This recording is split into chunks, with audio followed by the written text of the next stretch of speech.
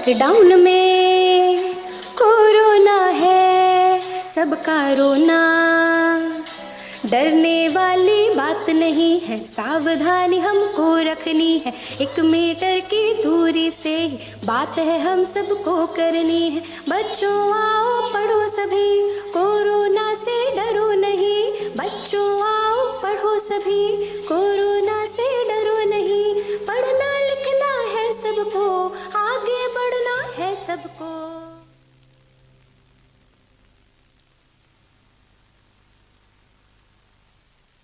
नमस्कार प्यारे बच्चों, कक्षा मैं नेहा जायसवाल कक्षा 12 की अर्थशास्त्र विषय की पहली कक्षा में आप सभी का स्वागत करती हूँ। बच्चों, आज हम लोग अर्थशास्त्र के पहले पाठ परिचय का अध्ययन करेंगे।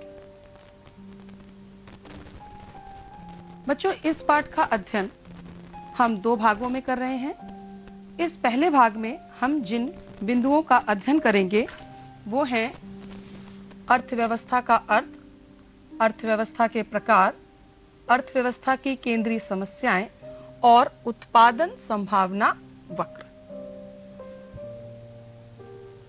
तो इसे समझने से पहले हम सबसे पहले जान लेते हैं अर्थव्यवस्था क्या है।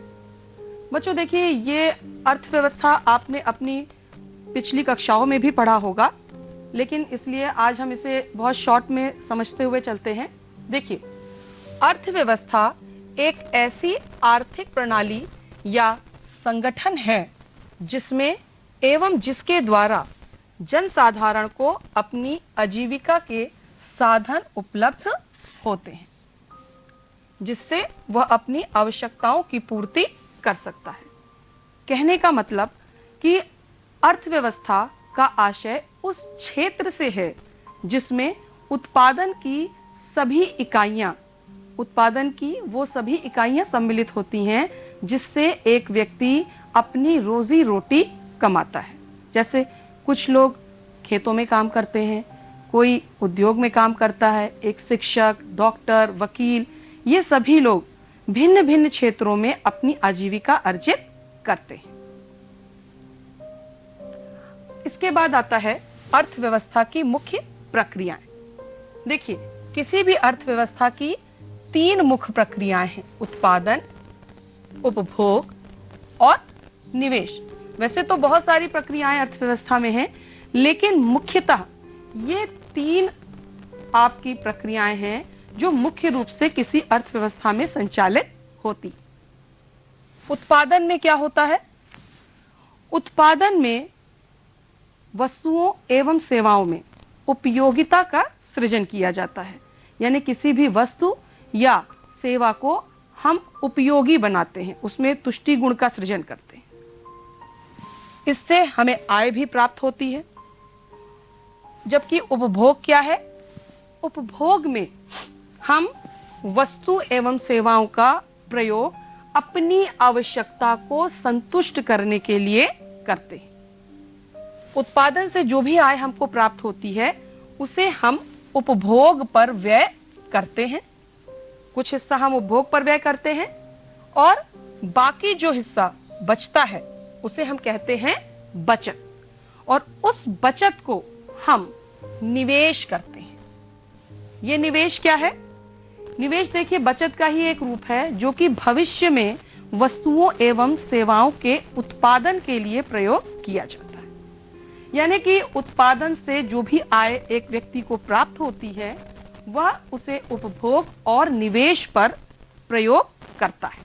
मुख्य रूप से हम देखते हैं कि उत्पादन, निवेश, उत्पादन, उपभोग और निवेश, ये 3 चीजें हैं जो किसी भी अर्थव्यवस्था में मुख्य प्रक्रिया पाई जाती है।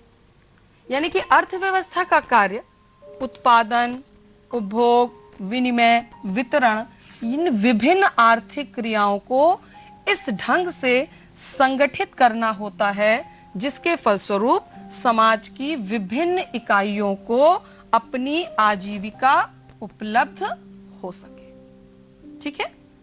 अब बच्चों हम देखेंगे कि अर्थव्यवस्था कितने प्रकार की होती है।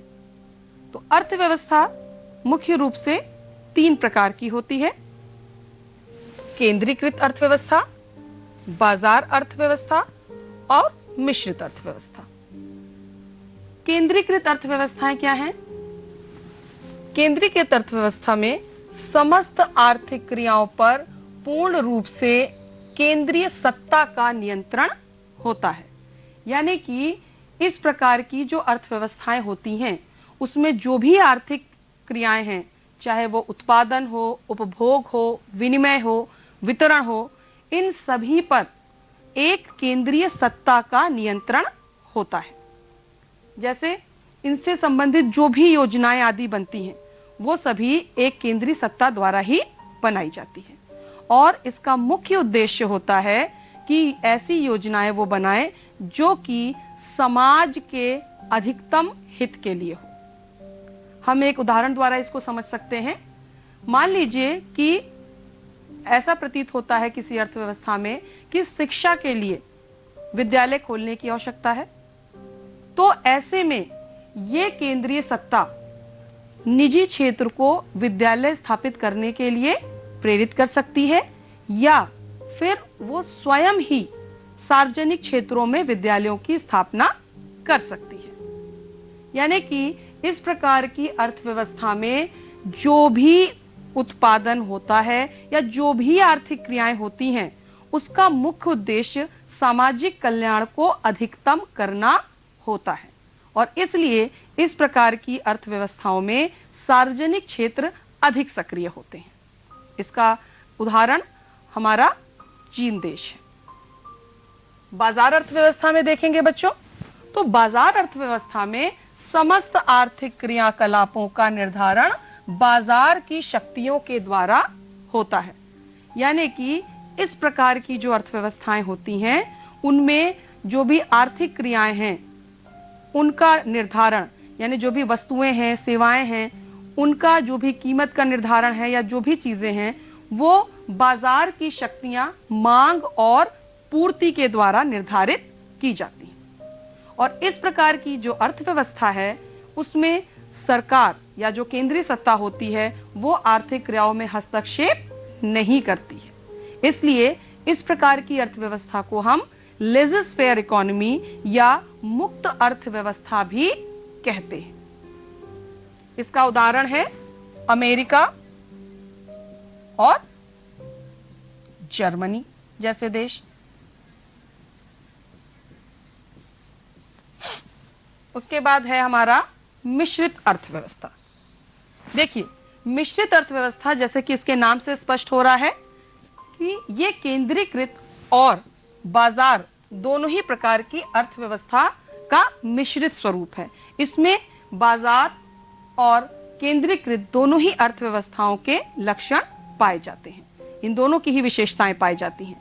इस प्रकार की अर्थव्यवस्था में निजी और सार्वजनिक क्षेत्र दोनों का ही सह अस्तित्व पाया जाता है। यानी कि यहाँ पर जैसे उपभोक्ता वस्तुएं हैं तो उनका उत्पादन निजी क्षेत्रों में हो रहा है और उनकी कीमत आदि का निर्धारण बाजार की शक्ति या मांग पूर्ति द्वारा होता है। लेकिन कुछ ऐसी वस्तुएं और सेवाएं हैं जो देश हित के लिए बहुत महत्वपूर्ण हैं या राष्ट्र हित के लिए बहुत महत्वपूर्ण हैं, तो ऐसी वस्तुओं का और सेवाओं का उत्पादन सरकार स्वयं सार्वजनिक क्षेत्र में करती है, जैसे कि रक्षा उपकरण आदि। तो ये जो मिश्रित अर्थव्यवस्था है इसमें केंद्रीकृत और बाजार अर्थव्यवस्था दोनों के ही मुख्य मिश्रित लक्षण पाए जाते हैं। इसका उदाहरण है हमारा भारत देश। ठीक है, तो ये तो हो गई बात अर्थव्यवस्था के प्रकार की। अब हम देखेंगे अर्थव्यवस्था की केंद्रीय समस्याएं क्या हैं, यानी कि सेंट्रल प्रॉब्लम्स ऑफ इकोनॉमी। बच्चों, कोई भी अर्थव्यवस्था हो, चाहे वो केंद्रीकृत अर्थव्यवस्था हो, बाजार अर्थव्यवस्था हो या मिश्रित अर्थव्यवस्था हो, इन तीनों ही अर्थव्यवस्था में ये केंद्रीय समस्याएं पाई जाती हैं। तो आइए देखते हैं ये कौन कौन सी समस्याएं हैं।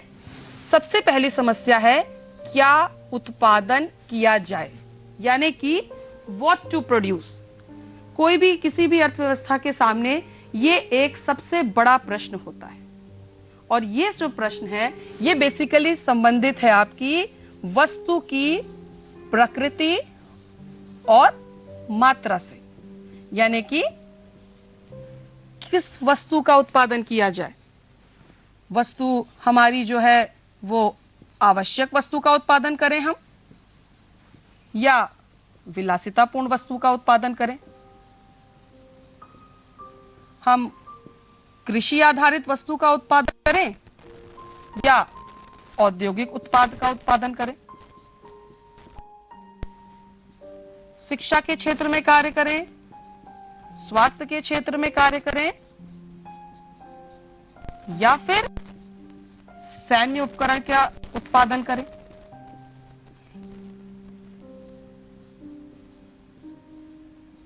यानी कि अर्थव्यवस्था को यह डिसाइड करना पड़ता है, यह निर्णय लेना पड़ता है कि वो किस वस्तु का उत्पादन करे। आवश्यक वस्तु का उत्पादन करे, विलासिता का करे, कृषि वस्तु का उत्पादन करे कि औद्योगिक उत्पाद का उत्पादन करे, शिक्षा और स्वास्थ्य पर व्यय करे या सैन्य वस्तुओं का उत्पादन करे।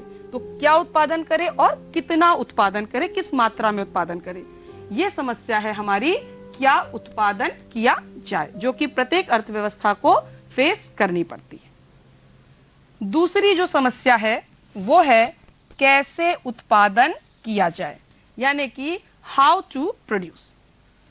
इसमें हम देखेंगे ये जो समस्या है ये आपकी तकनीक के चयन से जुड़ी है। ये समस्या आपके तकनीक के चयन की समस्या है। इसमें देखिए जो भी वस्तुओं और सेवाओं का उत्पादन होता है वो मुख्यतः दो तकनीक पर डिपेंड करता है। एक होती है श्रम प्रधान तकनीक और दूसरी होती है पूंजी प्रधान तकनीक।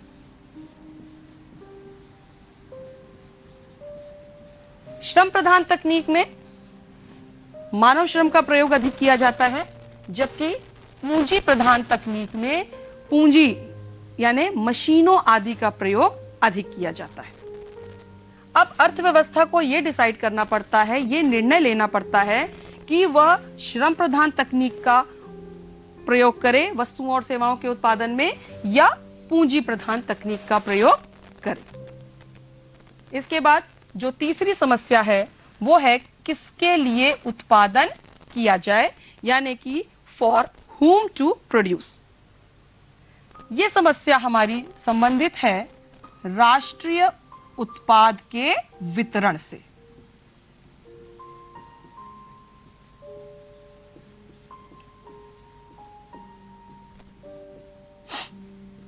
बच्चों जो भी वस्तु या सेवा का उत्पादन होता है वो उत्पादन के समस्त साधनों के संयुक्त प्रयास का परिणाम होता है।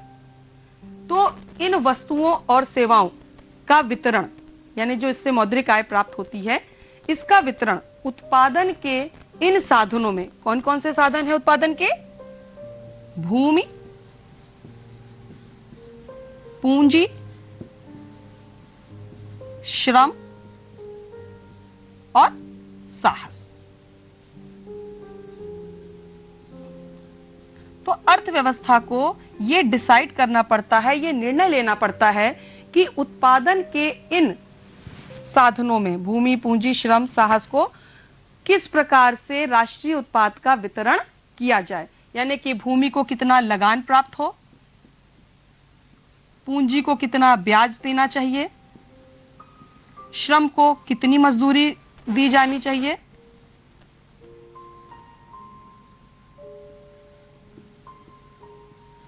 और साहस को कितना लाभ मिलना चाहिए। यानी कि अर्थव्यवस्था के सामने यह समस्या होती है कि वो उत्पादन के इन भिन्न साधनों को उत्पादन में से उनके उत्पादन का कितना पारिश्रमिक, पारितोषिक या उनके प्रतिफल प्रदान करे। इसे हम कार्यात्मक वितरण की समस्या भी कहते हैं। बच्चों अभी हमने देखा कि अर्थव्यवस्था की केंद्रीय समस्याएं क्या हैं। अब इन समस्याओं को और बेहतर ढंग से समझने के लिए हम उत्पादन संभावना वक्र का अध्ययन करेंगे। लेकिन उत्पादन संभावना वक्र को समझने से पहले हमें यह जान लेना जरूरी है कि उत्पादन संभावना वक्र इस विश्लेषण पर आधारित है कि अर्थव्यवस्था में उत्पादन के साधन सीमित हैं और उत्पादित होने वाली वस्तुएं व सेवाएं असीमित हैं। इसलिए इन उत्पादन के साधनों के वैकल्पिक प्रयोगों के बीच में अर्थव्यवस्था को चयन करना पड़ता है। इसी प्रकार वस्तुओं और सेवाओं के भी विभिन्न संयोग भी हमें मिलते हैं, यानी कि जो वस्तुओं और सेवाओं का उत्पादन हमें करना, उनकी बहुत सारी संभावनाएं हैं। तो यदि इन संभावनाओं को हम रेखा चित्र से प्रदर्शित करें तो वो हमारा उत्पादन संभावना वक्र कहलाता है। तो देखिए, इसे उत्पादन संभावना वक्र एक ऐसा वक्र है जो दी गई वस्तुओं के सभी वैकल्पिक उत्पादन संभावनाओं यानी कि ऑल्टरनेटिव प्रोडक्शन पॉसिबिलिटीज को प्रदर्शित करता है, जबकि संसाधन व उत्पादन तकनीक स्पष्ट रूप से परिभाषित हो। कहने का मतलब कि जो हमारा उत्पादन संभावना वक्र है, दो वस्तुओं का यदि उत्पादन एक अर्थव्यवस्था में हो रहा है तो जो भी हमारी टेक्निक, अगर जिस प्रकार के संसाधनों का हम प्रयोग कर रहे हैं, उनसे सरकार को या एक अर्थव्यवस्था को यह निर्णय लेना पड़ता है कि दो वस्तुओं का वो उत्पादन कर रहा है तो उसके किस संयोग का उत्पादन वो करे। तो ये उत्पादन संभावना वक्र, पहले हम इसकी मान्यताओं को समझ लेते हैं, फिर इसको हम तालिका और चित्र के माध्यम से और अच्छी तरीके से समझेंगे। कि पहली चीज है कि उत्पादन संसाधनों की मात्रा स्थिर है। दूसरी मान्यता कि उत्पादन की तकनीक स्थिर है। और तीसरा है संसाधनों को पूर्णतः उपयोग में लिया जा रहा है। यानी जो हमारा उत्पादन संभावना वक्र है, जिसे हम प्रोडक्शन पॉसिबिलिटी कर्व भी कहते हैं, ये इन मुख्य तीन मान्यताओं पर आधारित है। आइए अब हम इसको तालिका के माध्यम से समझते हैं। हम मानते हैं कि अर्थव्यवस्था में दो वस्तुओं का उत्पादन हो रहा है, गेहूं और मशीन।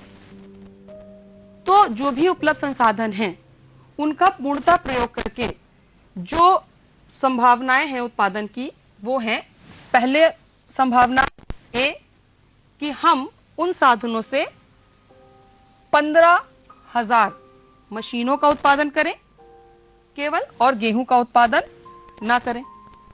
दूसरी जो पॉसिबिलिटी है, जो दूसरी उत्पादन संभावना है, वो ये है कि हम 14 यूनिट मशीन की उत्पादित करें, यानी कि 14,000 मशीनों का उत्पादन करें और 1 लाख क्विंटल गेहूं का उत्पादन करें। तीसरी संभावना है कि हम 12,000 मशीनों का उत्पादन करें और 2 लाख क्विंटल गेहूं का उत्पादन करें। इसी प्रकार से चौथी संभावना है कि हम 9,000 मशीन का उत्पादन करें और 3 लाख क्विंटल गेहूं का उत्पादन करें। इसी तरीके से पांचवा जो हमारा उत्पादन संभावना है कि हम 5,000 मशीनों का उत्पादन करें और 4 लाख क्विंटल गेहूं का उत्पादन करें। और छठी संभावना जो है उत्पादन की, वो है कि हम 5 लाख क्विंटल गेहूं का उत्पादन करें। तो किसी भी अर्थव्यवस्था को इन उत्पादन संभावनाओं में से जो उसके लिए सर्वोत्तम हो, उसका चयन करना पड़ता है। तो इसे हम वक्र के रूप में अगर देखें, ये हमारा x अक्ष, ये y अक्ष 0, x अक्ष पर हम गेहूं का उत्पादन ले रहे हैं एवं y अक्ष पर हम मशीन का उत्पादन ले रहे हैं। मशीन की संख्या 1000 में है और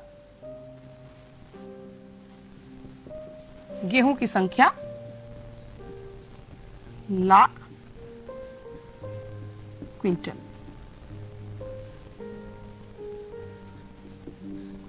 अब देखिए, जो हमने इस तालिका में देखी कि ये A, B, C, D, E और F, ये विभिन्न उत्पादन संभावनाएं हमारे सामने हैं, जो कि उत्पादन संभावना वक्र में हमको क्लियरली दिखाई पड़ती है।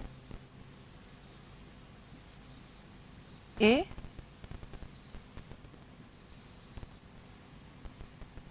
बी, सी, डी, ई और एफ। अब देखिए एक अर्थव्यवस्था, ये जो पीपीसी हमारा है, ये जो उत्पादन संभावना वक्र हमारा है, यह दर्शाता है कि एक अर्थव्यवस्था अपने दिए हुए संसाधनों में ए, बी, सी, डी, ई या एफ, इनमें से किसी भी कॉम्बिनेशन को, किसी भी विकल्प को उत्पादन के लिए चुन सकती है। और इनमें से यहां पर जो भी हमारे रिसोर्सेज हैं वो पूर्णतः उपयोग में लाए जा रहे हैं। और इस पर एक अर्थव्यवस्था, चाहे वो केंद्रीकृत अर्थव्यवस्था हो, बाजार अर्थव्यवस्था हो या फिर मिश्रित अर्थव्यवस्था हो, इनमें से वो किसी भी विकल्प का चयन कर सकती है। इस पीपीसी में हम दो बिंदु और देखते हैं। एक ये हमारा हो गया जी बिंदु और एक ये हो गया हमारा एच बिंदु। अब अगर इस बिंदु को हम देखें तो क्या यहां पर उत्पादन की स्थिति कैसी है? देखिए ये जो जी बिंदु है, ये यह प्रदर्शित करता है कि जो उत्पादन के लिए हमने रिसोर्सेज एलोकेट किए हैं अर्थव्यवस्था में, उनका पूर्ण उपयोग नहीं हो रहा है, यानी कि उनका न्यून उपयोग हो रहा है या अल्प उपयोग हो रहा है। जबकि ये एच बिंदु ये दर्शाता है कि ये क्या है, ये एक अप्राप्य संयोग है। क्यों? क्योंकि हमारे पास इतने संसाधन नहीं हैं कि हम इस बिंदु को अचीव कर सकें। इस एच बिंदु को हम अचीव नहीं कर सकते क्योंकि हमारे पास रिसोर्सेज की कमी। अब हम उत्पादन संभावना वक्र यानी कि पीपीसी और केंद्रीय समस्याओं को साथ में देखते हैं कि किस प्रकार पीपीसी इन केंद्रीय समस्याओं को हल करने में हमारी मदद कर सकता है। देखिए पहली समस्या जैसे हमारी थी कि क्या उत्पादन करें, तो इसमें पीपीसी के माध्यम से हमको ये पता चलता है कि यदि सरकार ये डिसाइड नहीं कर पा रही है कि क्या उत्पादन करें, तो अगर वो आवश्यक वस्तु का उत्पादन कर रही है तो उसको ये पता चलेगा कि आवश्यक वस्तु का उत्पादन करने में उसे जो सैन्य वस्तु हैं उनमें कितनी कमी करनी पड़ेगी। इन प्रोडक्शन पॉसिबिलिटीज जो हमने अभी तालिका के माध्यम से देखा, तो उसको ये पता चल जाएगा कि एक वस्तु का उत्पादन बढ़ाने के लिए दूसरी वस्तु की मात्रा में उन्हें कितनी कमी करनी पड़ेगी। दूसरा, पीपीसी तथा कैसे उत्पादन करें, जो कि हमारी तकनीक के चयन की समस्या थी। इसमें पीपीसी की मदद से हमें यह पता चलता है कि यदि हम पूंजी प्रधान तकनीक को बढ़ाना चाह रहे हैं तो पूंजी प्रधान तकनीक को बढ़ाने पर